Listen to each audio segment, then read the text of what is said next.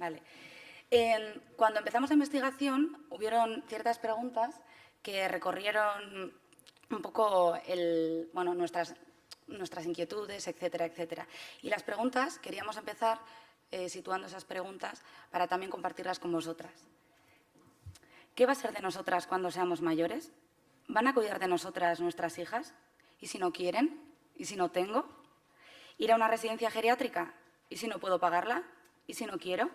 ¿Y si me quedo solo? ¿Y si no puedo?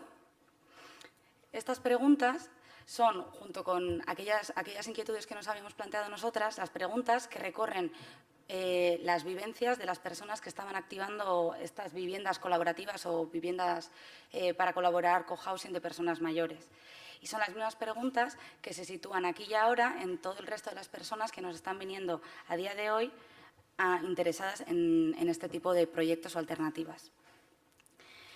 Por situar brevísimamente el escenario social que nos ha llevado a realizar dichas preguntas o a esas inquietudes, solamente por dar algunas pinceladas, porque supongo que estaremos todas de acuerdo o que partimos de una base de un consenso social al respecto, quería decir algunas características muy brevemente. La primera de ellas es que en la actualidad nos encontramos en un momento novedoso en el que las sociedades se están encontrando, nos encontramos ante sociedades envejecidas, en el que por primera vez la población mayor de 60 a 65 años está superando la de que es menor de 18 años de edad. ¿Vale? Esta tendencia no parece que vaya a revertir ni en ninguno de los casos y además eclosiona justamente con un imaginario social de gran calado que es el edaísmo. El edaísmo es un concepto que hace ver a las personas mayores y al proceso de envejecimiento como algo sucio, viejo, que genera rechazo, peyorativo, dependiente, etcétera, etcétera. Entonces, irónicamente, cuando más personas mayores cuando las personas mayores están formando una gran parte o una gran masa de la ciudadanía, encontramos un rechazo inherente, extendido, que influye directamente en este tipo de realidades y en este tipo de sujetos. Por eso, una de las ironías que encontrábamos a lo largo de la investigación era personas de 75 años que decían yo no soy mayor, yo me siento joven, ¿no? Entonces, justamente, ni siquiera se apropiaban de su situación y de todo su proceso vital en ese momento. Luego, también, otra de las características que queríamos destacar antes de entrar en el tema de las viviendas colaborativas es el hecho de que nuestras economías se sustentan en gran medida sobre una base de economía informal basada en los cuidados. Hace poco salía una investigación, se realiza cada 2 años, pero que decía que si contabilizásemos de manera monetarizada todos los trabajos que se realizan de cuidados, la riqueza que tendríamos en la riqueza de la nación, esto es el Producto Interior Bruto, se duplicaría. Entonces, esto es algo muy importante porque ese trabajo de cuidados está realizándose a día de hoy, aquí y ahora, por unos cuerpos casi siempre femeninos, en unos espacios casi siempre domésticos y también por otros sujetos llamados personas mayores, abuelos y abuelas, que están sufriendo además como consecuencia una cosa llamada síndrome de la abuela canguro, estrés de la abuela taxista, etcétera, etcétera. Entonces generan toda una serie de fenómenos que además influyen en la riqueza de la economía nacional. Por otra parte, también visibilizar que encontramos que hoy en día las viviendas son unas viviendas muy homogéneas, construidas para un modelo familiar muy concreto en vidas y sociedades que son completamente heterogéneas, que no se caracterizan solamente por unidades familiares de padre, madre y una o dos criaturas. Entonces, también visibilizar esa estructura espacial estanca ante vidas completamente heterogéneas. Y para terminar, una de las ironías y espacios novedosos que también queríamos traer era el tema del baby boom español. Ese baby boom que ahora mismo se encuentra en edades de jubilación. ¿Por qué? ¿Por qué nos parece importante resaltarlo? Porque esa generación no tiene nada que ver con las generaciones anteriores de personas jubiladas. Son personas que exigimos mucho más, somos personas que queremos no ser una carga para nuestros familiares, que queremos tener unas características muy específicas de cuidado y que, por lo tanto, plantean todo un nuevo panorama de realidades que habrá que afrontar, tanto de manera individual como de manera colectiva. Entonces, brevemente, a este respecto, nosotras realizamos una investigación que, bueno, ahí está el libro que publicamos de Arquitecturas del Cuidado, una investigación que se caracterizaba por dos bloques. Por una parte, investigamos las características del contexto vasco sobre las viviendas colaborativas y los proyectos de viviendas colaborativas que se estaban generando. Y por otra parte, lo que hicimos fue ir a los proyectos europeos que ya estaban consolidados con más de 30 años de recorrido para ver e inspirarnos al respecto, ¿vale? Aquí aparecen también las empresas colaboradoras en este tipo de proyectos, etcétera, etcétera, porque nos parecían agentes interesantes. Porque a día de hoy, en el contexto vasco, en el contexto español sí, pero en el contexto vasco no se encuentra ninguno de los proyectos asentado y realizado. Sí, por el contrario, hay un grupo por cada capital, de Vasconga, que me sale, de capital de la EAE, que está... Gracias. Que está realizándolo, bueno, que está intentando realizarlo. Y hay incluso algunos colectivos que llevan hasta 5 años en este proceso. Vale. En cuanto a los proyectos europeos, el viaje que realizamos, o la metodología que utilizamos, bueno, realizamos el viaje por 4 países. En total fueron 16 proyectos los que visitamos. Empezamos, pues eso, Suecia, Dinamarca, Alemania y París, bueno, porque no realizamos ningún otro más en Francia. Y lo interesante era que queríamos ver sociedades sociedades que se consideraban envejecidas y que habían intentado atajar esta realidad del envejecimiento desde hace más de 20 o 30 años, porque nos parecía muy interesante aprender de esas realidades y de esos proyectos. De esos 16 proyectos, otra cosa que también queríamos destacar es que nosotras decidimos escoger la diversidad. Esto es, cuando se habla de viviendas colaborativas, hay muchos libros, Manual de Senior Cohousing de Durrent y McManahan, el más conocido, que sobre todo tiende a homogeneizar y tiende a fijarse en los modelos de viviendas, casitas danesas bajitas, con su porche, etcétera, etcétera. Nosotras queríamos un poco romper con esa idea tan utópica y ciertamente cuca o mona de este tipo de proyectos y plantear que también hay viviendas en bloques de casa en medio de Ámsterdam, un poco más eso, heterogéneo, diverso. También, junto con mostrar un catálogo, un manual de opciones, nos parecía muy importante, también al intentar abrir imaginarios, también queríamos mostrar un poco de hacer como una especie de manual o catálogo de ideas o de opciones. Por eso, justamente, no solamente nos hemos fijado en algunos casos, sino que hemos querido recoger tanto las cuestiones de género como las cuestiones jurídicas, como las cuestiones económicas, como las cuestiones de qué pasa con diferentes edades y otras características como pueden ser el impacto ecológico, la diversidad funcional, si la plantean sí o no, si están en red, etcétera, etcétera. ¿Por qué? Porque considerábamos que había otras preguntas que atravesaban, otros debates que atraviesan todo este tipo de proyectos y alternativas a la vejez, como por ejemplo, no, a las personas mayores les encanta convivir con criaturas, porque si se aburren, pues que cuiden de los críos, ¿no? O discursos como, no, yo ya he cuidado a mis críos y yo no tengo ninguna intención de cuidar a nadie más, yo me voy a cuidar a mí misma. O discursos como, no, es mejor en el campo, no, es mejor en la ciudad. Pues vamos a ver, sin juzgar, pero desde esta diversidad que sucede en cada uno de los casos. Cocina comunitaria, sí, no, mejor un catering, todo esto. Entonces, bueno, aquí tenéis, solamente porque veáis todos los proyectos que fueron escogidos y sus características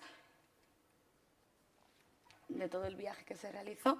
Y luego directamente queríamos, para nosotras nos parecía lo más interesante ir directamente a las conclusiones y a las propuestas, ¿no? Porque la investigación está ahí, es copyleft, la podéis descargar directamente en la página de Emakunde y si queréis, nuestro contacto también está ahí para debatir al respecto. Pero sí queríamos plantear una cosa que nos parecía importante y que es el enfoque también, junto con todo lo que acabamos de plantear. Y es que lo que nos parecía muy interesante es heredada de una propuesta de Helen Jarvis y luego transformada por nosotras, esta idea de tener en cuenta la doble mirada, ¿no? Cuando hablamos entonces sería mirar en cada proyecto o cuando planteamos nuestra propia vida y nuestras propias necesidades, mirar tanto la infraestructura dura como la infraestructura blanda. Cuando hablamos de infraestructura dura, hablamos de todo lo que es contabilizable y material, como pueden ser tanto el espacio, el uso de materiales, como pueden ser jurídicamente cómo está repartido, legalmente, cuestiones económicas, todo aquello que es tangible. Y por otra parte, aparte de esa infraestructura material, nosotras también nos parecía interesante interesante poner el foco, es que ricasco, en la infraestructura blanda, que serían las relaciones sociales, el sistema de valores, cómo se plantea el cuidado, desde dónde, etcétera. Y desde esa combinación plantear proyectos, porque lo que veíamos era que muchas veces los proyectos que se sitúan aquí adolecían de una de las dos partes, ¿vale? Entonces, porque luego, cuando entramos en el debate, hay gente que dice, pero si las viviendas comunitarias son una especie de cohouse, una vivienda colaborativa. Bueno, vamos a mirar a la infraestructura blanda, cómo la tiene, cómo la plantea, qué sistema de valores tiene, qué sistema participativo tiene, cómo plantean los cuidados, ¿están consensuados? Y desde ahí, pues, replantearse un poco también las carencias y las virtudes de cada proyecto. Entonces, bueno, brevemente, solo decir para quien quiera mirar el libro que recogimos todo eso en esas tablas, que hay una por proyecto, por los 16 proyectos que han sido investigados, y esas tablas recogen tanto los costes monetarios como los costes de cuidados, como los protocolos de entrada y de salida, los años que lleva a realizar un tipo de proyecto así, etcétera, etcétera. Sobre todo para aterrizarlo en realidades. Y bueno, y aquí tenemos otra tabla resumen que nos parecía interesante, que era un poco resumiendo en el contexto vasco cuáles son los factores de impulso y los factores de freno de este tipo de proyectos o de este tipo de alternativas a la vejez.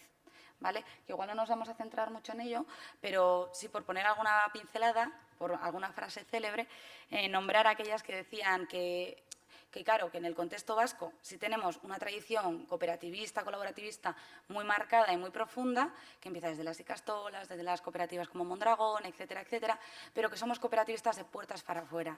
Y de puertas para adentro, ahí ya nadie empieza a hablar sobre el tema.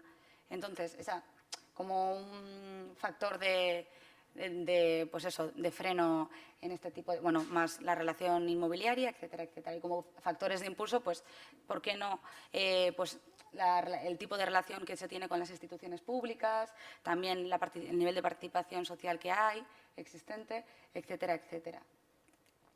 Entonces, bueno, estas son las fotografías, pero sin más, nosotras sí nos queríamos centrar en algunas conclusiones o pinceladas al respecto. La primera y la más evidente es la importancia, bueno, una de las más evidentes, es la importancia de generar espacios intermedios a nivel arquitectónico. ¿De qué hablamos cuando hablamos de espacios intermedios? De entre la idea del geriátrico o de convertir público mis cuidados y toda mi vida y la idea de lo doméstico y de privatizarlo, bueno, o de encerrarlo en el espacio doméstico y soterrarlo los cuidados a familiares y amigos.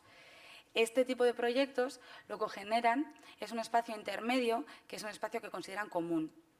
Estos espacios intermedios lo que ayudan es a volcar, sin tener que abrir del todo tu intimidad y tu autonomía, sin tener que perderla del todo, volcar ciertas funciones pues en otro tipo de relaciones y otro tipo de contextos, ¿vale? Cuando estamos hablando de espacios intermedios también podemos pensar en las corralas, también podemos pensar en un pasillo amplio, también podemos pensar en una sala de estar, en los chocos de los bares. O sea, tenemos que pensar un poco de espacios de sociabilidad que den pie a otro tipo de relaciones sin tampoco estar tan expuestos a la arena pública. Vale, bueno, aquí este es una colectividad muy graciosa en la que son 200 personas, de las 70 son adultos y el resto son criaturas, y centran su cuidado en las criaturas, y tenían un cartel muy divertido que pone: aquí viven criaturas alegres y padres cansados, padres y madres cansadas. Entonces, sin más. La segunda idea que queríamos plantear, que nos parecía novedosa en este tipo de proyectos, es que problematizan el tema de los cuidados, soterrado en economías informales y encerrado en los espacios domésticos en manos de mujeres. Esto es preguntarnos cómo queremos ser cuidados, quién quiero que me cuide y cómo voy a distribuir ese tipo de cuidados sin que tenga que pasar por el porque si eres familia te tengo que cuidar o me vas a cuidar, o sin que tenga que pasar por como no te puedo cuidar voy a aparcarte en una geriátrica y yo te aseguro que te van a tratar bien. Pues más allá de esos dos, abrir un debate, problematizarlo y simplemente hablar sobre el tema sin ningún tipo de pudor o de miedo. Porque también muchas veces lo que vemos es el miedo que hay respecto a hablar sobre la vejez, sobre la muerte, sobre la enfermedad, sobre los cuidados crónicos, etcétera, etcétera, etcétera. Luego, otra idea también interesante que nos parecía que recogían este tipo de colectividades y que también creemos que desde los discursos de la diversidad funcional se recogen, es la idea de cambiar el medio antes de cambiar los modelos de vida de las personas. Esto es, si a ti la casa de repente está llena de barreras arquitectónicas, no eres tú la que está perdiendo capacidades. Es la vivienda que no está adaptada y que no evoluciona a tus cambios corporales, simplemente. Porque muchas veces la solución pasa por vamos a meter a una asistente social o vamos a meter, me da igual, a mi hermana en mi vivienda para que me ayude a lavarme, cuando en realidad igual lo que tienes que hacer es cambiar la ducha. O sea, cambiarte de una bañera a una ducha, que parece algo como súper obvio, pero que hoy en día se sigue restringiendo. Y luego también a la hora de cambiar la ducha y la bañera, lo que encontramos en el contexto vasco, una cita interesante, era que las personas mayores o la mentalidad de las personas mayores en la actualidad era que estamos dispuestos a gastarnos 2.000 euros en una televisión de pantalla plasma, pero si el Estado no me cubre la ducha, yo no la pienso cambiar. Y eso también es una realidad importante, que es un cambio de mentalidad que se tendría que dar a la hora de entender los cuidados, de entender el bienestar, etcétera, etcétera. Luego, otra idea interesante es el empoderamiento en la edad mayor, que es justamente, en vez de rechazar ese concepto, de decir, pues sí, pues soy persona mayor y tengo unas características particulares de derechos que voy a reclamar y que voy a trabajar con todos los agentes implicados, que veíamos que aquí nos estaba dando mucho, porque cuando hablamos de las viviendas colaborativas, mucha gente dice, claro, pero en Suecia es que el estado de bienestar sueco, y justamente lo que nos decían esas personas era, el estado de bienestar sueco no nos da nada, somos nosotras, la ciudadanía, la que va a pedir, la que va a proponer, y desde ahí empezamos a trabajar. Pero dar no se nos da nada nunca. Y eso es algo interesante e importante también de entender, porque y también se planteaba de pasar de un envejecimiento activo a un envejecimiento activista y comprometido. Y luego también la necesidad de cambiar esta mirada en estos debates, introducir también el género en todo esto del envejecimiento, del cuidado, que parece ser que el feminismo y la mirada de género se encuentra un poco también como es un tema de peliagudo a la hora de trabajarlo. Y tenemos que recordar que el envejecimiento y el cuidado tienen cuerpos femeninos. Entonces, justamente es un tema que hay que trabajar desde ahí profundamente, porque tanto en las viviendas colaborativas como en todos los proyectos de vecindad alternativa que se están identificando innovadores en Europa, nosotras vemos que eso es una de las carencias más grandes. Vale. Y como propuesta futuro, ya para acabar, nosotras queríamos presentar un poco las arquitecturas del cuidado. Que bien, como hemos dicho, la infraestructura blanda y dura, las dos infraestructuras que son indispensables para sostener la vida, creíamos que una propuesta interesante que combinaba ambas era el nombre de arquitecturas del cuidado. Cuando hablamos de arquitecturas del cuidado, lo primero y lo más importante es que no estamos inventando nada nuevo. Esto es, una de las tendencias que suele haber a la hora de plantear en alternativas al cuidado, alternativas a la vejez y alternativas a la vivienda, suele ser que caemos en el deslumbramiento anglosajón, en esto de palabras, ¿no? De palabras en inglés, etcétera, etcétera, y olvidamos las características culturales de lo propio, que son tan importantes y tan necesarias. Entonces, lo primero es que las corralas, que los chocos, que mi vecina del quinto tenga la llave de casa de mi abuela, todo eso también es una infraestructura y una arquitectura o unas relaciones de cuidado que tienen que ser visibilizadas y tenidas en cuenta como riqueza. ¿Vale? Entonces, una vez situado todo esto, simplemente veíamos importante destacar algunas características que para nosotras sí cuentan como resumen de todos los viajes y todos los proyectos que hemos visitado. La primera es que a la hora de pensar en arquitecturas del cuidado, a la hora de pensar en modelos alternativos del envejecimiento y de vivienda, es súper importante tener las necesidades como punto de partida. Esto es, ¿qué necesito yo? Porque igual yo no ¿qué necesito? ¿Que estoy en una situación de soledad? ¿Qué necesito? ¿Compañía? ¿Qué necesito? ¿Vivo en 80 metros cuadrados y estoy sola? ¿O lo que necesito es un proyecto ilusionador porque tengo el síndrome del nido vacío y tengo que repensar mi vida y me encantaría emocionarme otra vez? ¿Necesito cuidados? ¿Necesito qué es lo que necesito? Y en base a eso plantear el proyecto que la persona necesite, porque igual no necesita irse a vivir en una casa de 80 personas. Pero igual tampoco necesita quedarse sola en casa y apañárselas. Igual puede haber algo intermedio. La segunda pregunta, la segunda característica que nos parecía importante es la exteriorización de lo doméstico. Esto es, justamente plantear que todo este tipo de problemáticas de cuidado, de envejecimiento, etcétera, no se queden una vez más encerradas en el espacio de lo doméstico y encerradas entre 4 personas que quieren hacer este tipo de alternativas. Porque, por ejemplo, por volver a traer, porque también por el contexto que vivimos de crisis, hay muchas cosas que se están desplazando al espacio doméstico y que son cosas de derechos que tienen que ser otra vez puestas en el espacio público. Un ejemplo pequeño, los comedores sociales, los comedores de Aurrena, no sé cómo se dice. Escolares, muchas gracias. O sea, la alternativa, claro que puede ser una alternativa que haya gente que se junte y que haga comidas para sus 12 criaturas todas juntas, y puede ser una alternativa útil y viable, pero eso no quita a que no se tenga que exigir justamente unos comedores escolares dignos, cercanos y accesibles para todo el mundo, y no solo para aquella élite cultural y adinerada que pueda hacerse cargo. La tercera, espacios que cuidan, enfoque mixto basado en las infraestructuras blandas y duras, ya lo hemos comentado. La cuarta, lo universal y lo particular. Esto es, vale que hay unas características universales y universalizables, pero no tenemos que olvidar las particularidades de cada contexto, que son muy importantes. Por poner un ejemplo, en cuanto a la vida activa. Hay un colectivo llamado Mendico Artean en Navarra que estaba interesado en hacer esto de las viviendas colaborativas. Cada una tenía su pedazo de caserío, de tradición familiar, etcétera, pero veían que ellas querían compartir más y que ese caserío se les iba a quedar muy grande y muy vacío. Se fueron al extranjero a ver las alternativas y veían que las de Farknappen, que es uno de los proyectos más referenciales en Estocolmo, se levantaban a las 6:30 de la mañana, saludaban al sol, luego al mediodía comían un poco de pescadito bien limpito, etcétera, etcétera, que llegaba la tarde. Al segundo día ellas ya estaban diciendo, ¡ay, pobrecicas! ¡Ay, pero qué mal viven! ¡Ay, pobrecicas! Claro, para ellas vida activa y vida sana es los domingos empezar a las 10:30, 11, con vermuts, comer a las 4 y luego pasarse la tarde jugando al mus. Y eso es vida activa y sana para esas personas, esa es su manera de socializarse y eso es un rasgo cultural que no hay que perder para esa. Entonces, porque claro, si traes a las danesas allá, pues se escandalizan. Pero un poco también por volver a decir esta tensión entre lo universal y lo particular.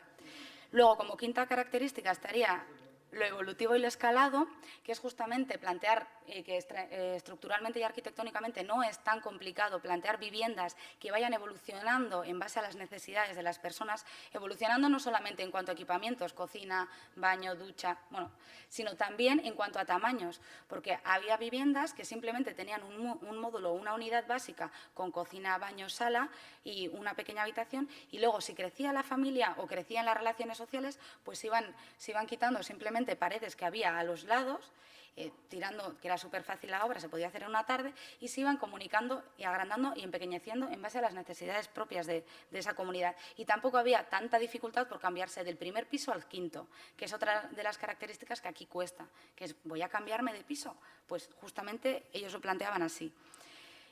Participativo, distribuido y horizontal, como es esta característica, y esta nos parecía muy importante porque frente a la actitud clientelar de yo quiero esto, la actitud participativa permitía que la gente sintiese la casa como propia y sintiese todos los servicios como propios, porque yo cuento, no solo decido cómo van a estar mis cortinas en mis metros cuadrados que tengo habilitados, sino que puedo decir el menú de la comida, puedo participar también en otras cosas que resultan muy importantes a la hora de tener una vida cotidiana activa y saludable. Y la última, que también nos pareció interesante, era la idea de cuidados expansivos, que es como en este tipo de comunidades ellas planteaban que no se estaban cuidando solo a ellas mismas o que su aporte no era un aporte solo para ellas, sino que era también un legado de valores, de formas de actuar y también ecológico, porque casi todas las viviendas eran como sostenibles, etcétera, que planteaban tanto para el planeta como para el Estado, porque, por ejemplo, reducían costes de servicios sociales, etcétera. Entonces, ellas sí pensaban que estaban dejando un legado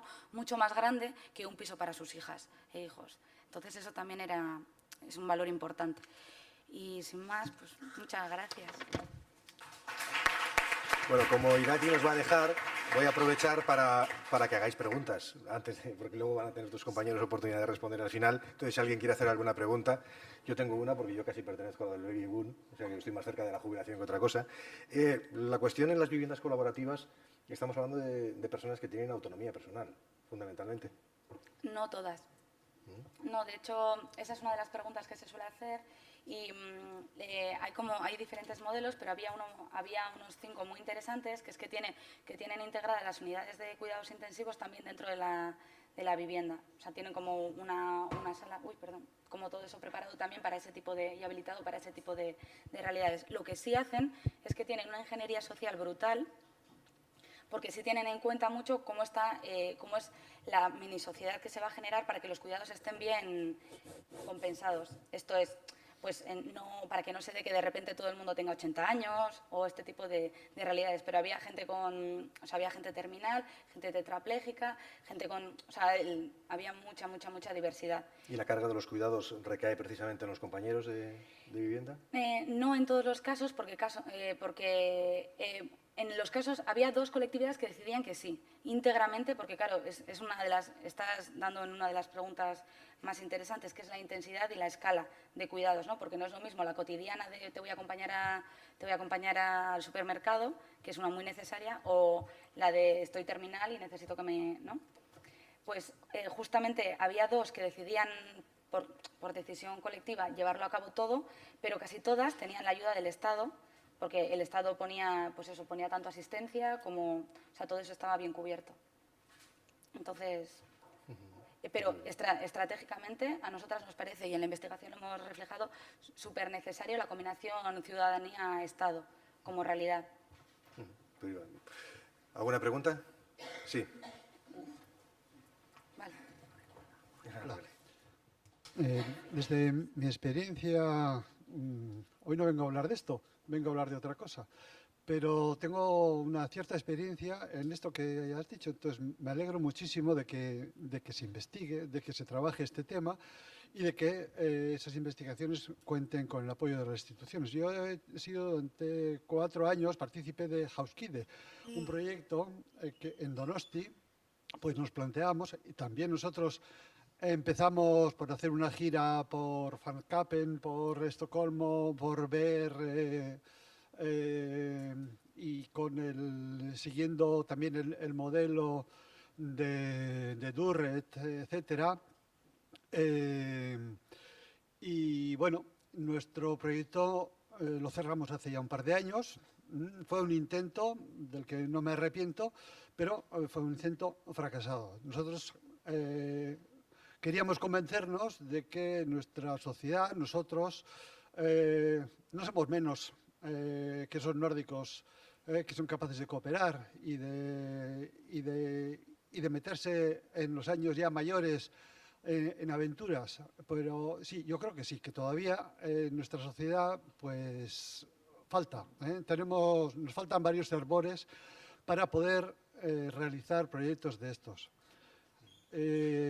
Yo estoy mirando con mucho interés al proyecto de Cantabria, que está ahí mismo, y desde luego están pensando en muchísimas cosas y bueno, me alegraría mucho de que saliera adelante. Conozco uno que creo que es el único, así como un proyecto de vivienda colaborativa, bueno, de los que se parecía a nuestro proyecto, que es el de Travensol, en Madrid, supongo que lo conocerás muy bien. Y allí yo veo que se van a encontrar con un problema muy grande cuando la edad media de los residentes, que ahora sea de 75 o más, sea 85. A ver cómo se van a arreglar. Bueno, una de las cosas precisamente que nosotros no habíamos tenido en cuenta era eso. Nosotros nos planteábamos pues una cosa para recién jubilados. Pero luego las cosas, y a mí particularmente, pues la vida nos enseña que a partir de cierta edad las cosas se suelen complicar. Sí. Yo quería solamente decir que creo que es una intervención muy acertada.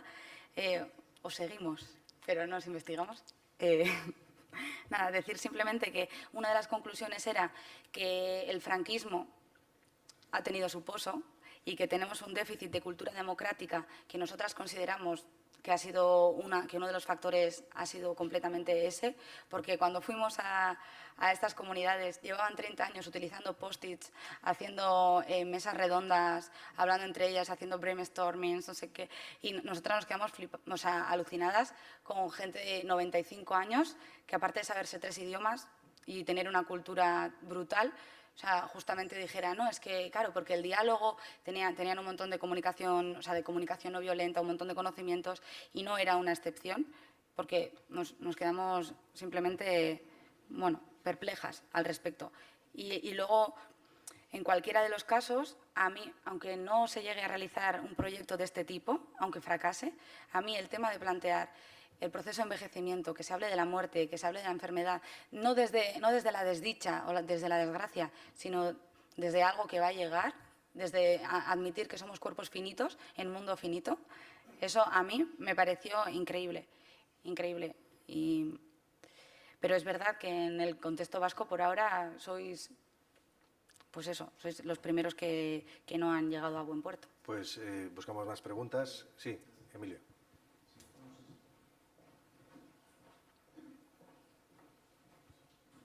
Y a ti. Sí, sí, sí. Sí, ¿se me oye? Sí. Bueno, lo primero, enhorabuena. Prometo leerme el libro. Enhorabuena por la investigación. Yo, más que una pregunta, era un poco matizar una cuestión. Vamos a ver, en el Sistema Vasco de Servicios Sociales tenemos dos modalidades que no son esta, no son la vivienda colaborativa. Has hecho referencia a la vivienda comunitaria.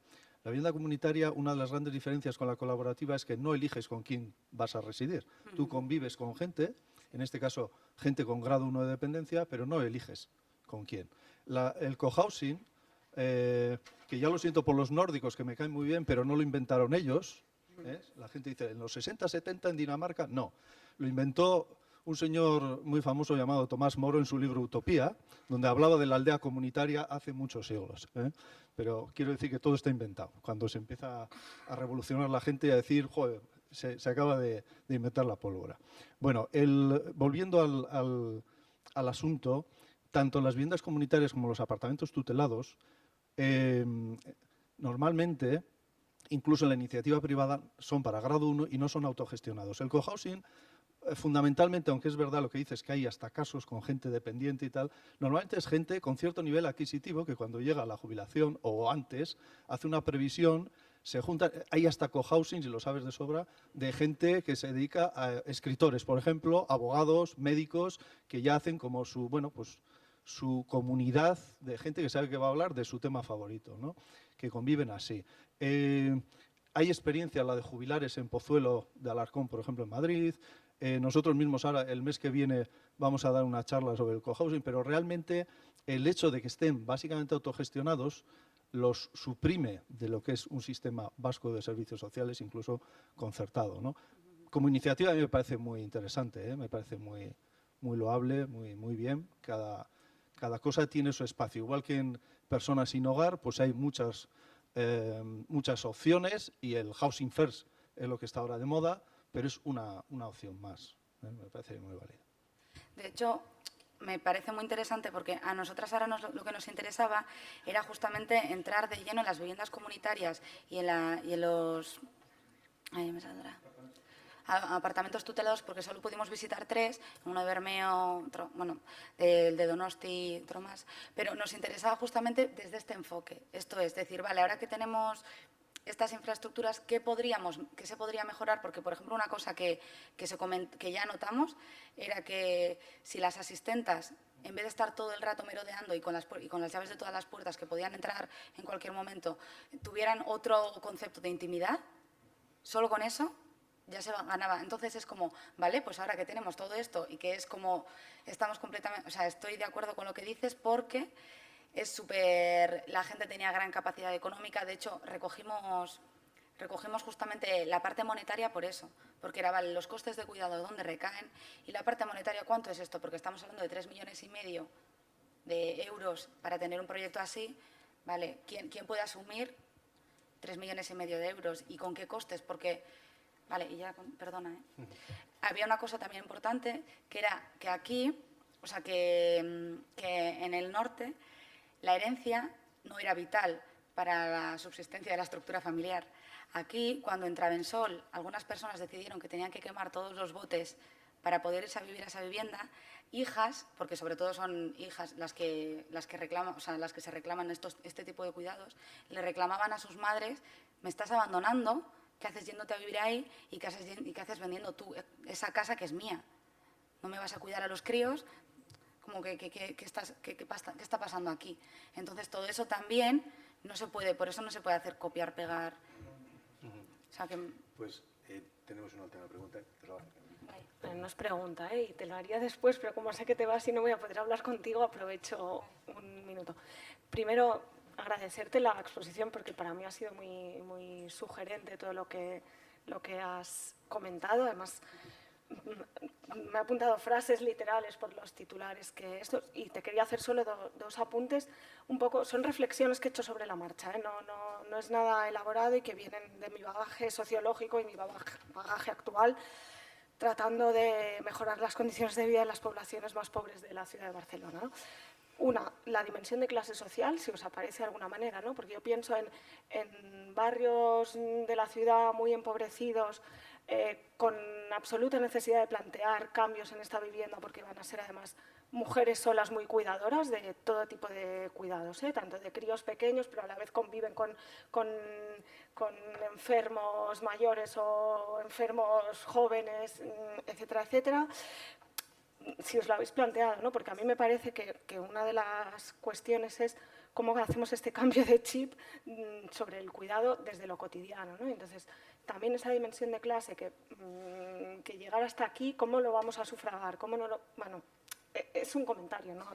Y la otra, por la experiencia de lo comunitario, ¿no? A mí me parece, es decir, yo quiero envejecer en un modelo de arquitectura del cuidado colaborativa, bien, ¿no? Mi experiencia con la comunidad es que, y te hablo de conocer modelos muy comunitarios en la hora de elaborar demandas colectivas y mejoras para los barrios, el cuidado no entra. ¿Sí? Es decir, me explico, ¿no? O sea, pueden haber experiencias comunitarias para reclamar, pues la última que me acuerdo es un polideportivo en condiciones porque el deporte de base es muy necesario, o comedores escolares para sus hijos, pero a la hora de cuidarnos y de envejecer, no acabo de ver yo cómo se van a construir, porque el peso del imaginario familiar, de las culturas familiares, siguen siendo muy potentes, ¿no? Entendiendo que comparto contigo que lo público y lo comunitario deben ir de la mano, pero como, no sé, son reflexiones, no son ni siquiera preguntas. Vale, pues 3 toques. En cuanto a la dimensión de clase, tenemos un problema. Tenemos un problema porque las personas que están en situaciones más precarias son justamente las que muchas veces no son ni conscientes, por una parte, de su potencial y su riqueza, y por otra parte, de su situación y de cómo salir de ella. Y estamos hablando desde analfabetismo económico, de gente que no es capaz de llegar a fin de mes, igual cobra más que yo, pero no es capaz de llegar a fin de mes por analfabetismo económico, por una cuestión cultural, y también de una cuestión de crecimiento y de la idea de progreso. Porque, ¿qué pasaba? Ahora estaban llegando los refugiados, cuando nosotros fuimos en invierno, estaban llegando los refugiados a Alemania, con toda la crisis y todas las broncas de por medio. Y este tipo de viviendas estaban aceptando a gente. ¿Qué pasaba? Que tenían unas broncas increíbles porque de repente llegaban, por ejemplo, había el caso de una mujer senegalesa con sus 2 hijos. Ella cuando vio que las paredes eran de paja, por una cuestión o sea, ¿qué quiere decir? Que en realidad es súper caro esa construcción, pero ella cuando vio que las paredes por el fondo que estaban hechas de paja y vio la austeridad que había, etcétera, etcétera, ella dijo, o sea, yo quiero pantallas de plasma y quiero, o sea, justamente rompía con el imaginario que había y ella no se sentía cómoda ahí, porque ella quería el lujo occidental que le habían vendido. Entonces, claro, pues cuando de repente nosotros, que ya estamos de vuelta de tuerca de eso y exigimos de crecer, exigimos compartir pues una cortadora de césped entre toda la comunidad, como que eso rompía un montón. Entonces ahí tenemos un problemón y tampoco quieren vivir en ese tipo de comunidades, aunque, pues eso. Y luego, por otra parte, lo de lo comunitario, a nosotras nos gusta una cosa de este tipo de proyectos y es que lo comunitario no tiene por qué pasar por arrasar la intimidad, que es algo que parece que se olvida. Que es como, una cosa es entonces, porque este tipo de proyectos de todo o nada, muchas veces resultan complicados. Por ejemplo, arquitectónicamente hablando, en Travensol, por poner un ejemplo cercano, tú puedes ir a comprar el pan saliendo de tu casa por el pasillo de atrás, que es bajar unas escaleras y ya estás en la calle, o tú puedes pasarte por toda la vivienda comunitaria, por el pasillo central, encontrarte con no sé quién que está haciendo ganchillo, encontrarte con otra persona que está jugando al mus, otros que están simplemente hablando de un libro y otros que están en el bar viendo una película. Y puedes pasar por en medio a ver qué tal. Y si tardo 3/4 de hora, pues he tardado 3/4 de hora, pero mira qué momentito que me he pasado aquí. Pero tú decides cuándo y cómo quieres compartir ese común. Porque si no, estás arrasando con la intimidad de las personas, que es uno de los valores más preciados que también tenemos, que es dejarme en paz ya, ¿no? Entonces, eso suele ser bastante complicadillo en este tema. Y ya está.